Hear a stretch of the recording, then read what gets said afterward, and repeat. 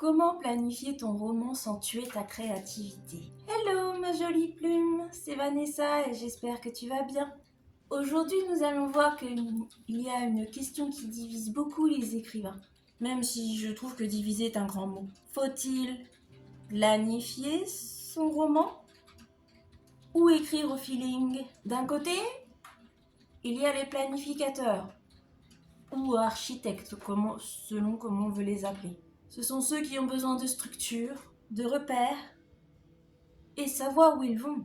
Je le suis moi-même d'ailleurs. Pas entièrement, mais à 80%, je dirais. Et de l'autre côté, il y a les jardiniers, ceux qui découvrent l'histoire en écrivant, scène après scène, sans tout prévoir.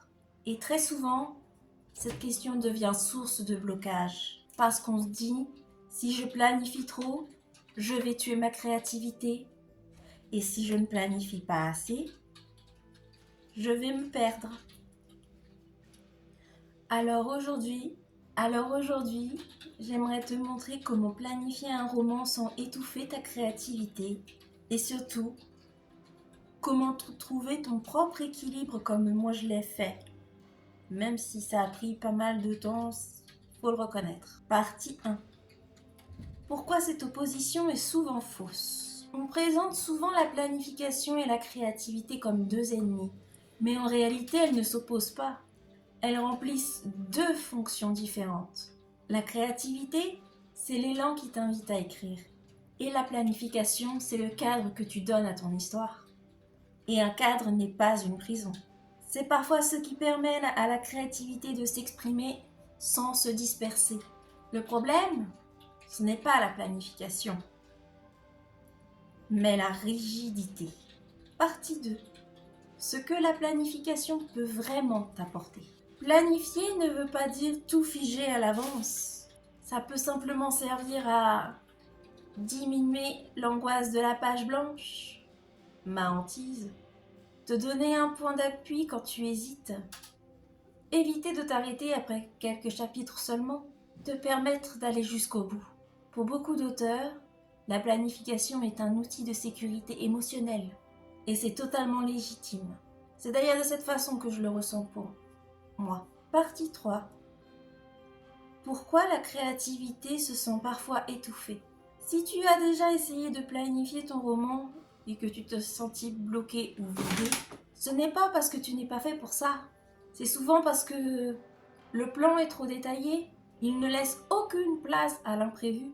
Tu te sens obligé de le respecter à la lettre. La créativité se ferme quand elle se sent contrôlée. Même si je planifie mon roman, je me laisse une part d'improvisation, car souvent, c'est là que mes scènes sont les meilleures. Enfin, je trouve. Partie 4. La planification comme carte, pas comme itinéraire. J'aime beaucoup cette image. La planification n'est pas un itinéraire GPS ultra précis. C'est une carte. Elle t'indique une direction, des points importants, des zones à explorer. Mais elle ne t'interdit pas de faire des détours, de t'arrêter, même de changer d'avis en chemin. Si ton plan devient une obligation, il n'est plus au service de ton roman. Partie 5.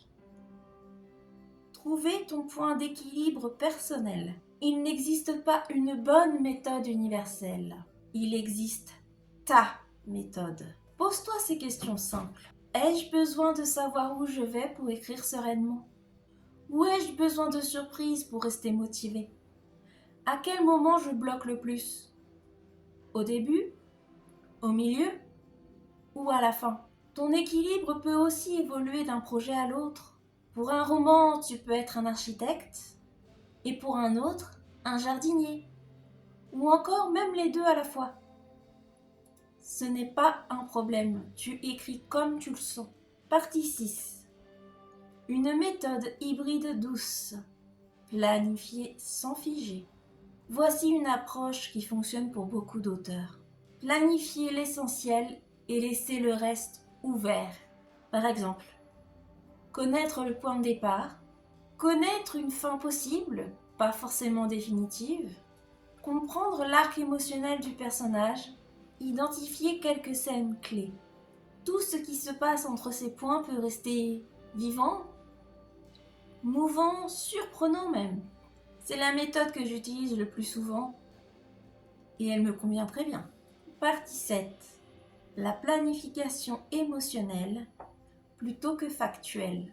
Plutôt que de planifier les événements, essaie de planifier les émotions. Demande-toi, qu'est-ce que doit ressentir le personnage ici? Quelle transformation est en cours? Où se situe la tension émotionnelle? Les événements peuvent changer. Les émotions, elles, donnent une cohérence profonde. Partie 8. Accepter que le plan soit modifié.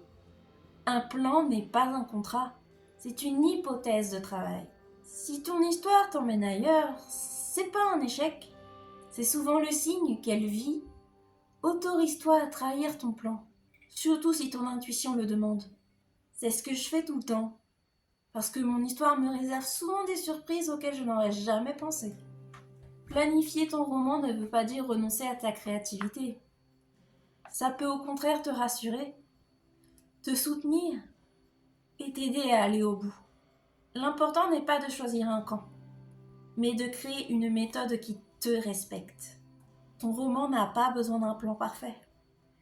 Il a besoin d'un auteur qui se sent libre d'écrire. N'oublie pas, écris avec passion et vis avec douceur. Ciao!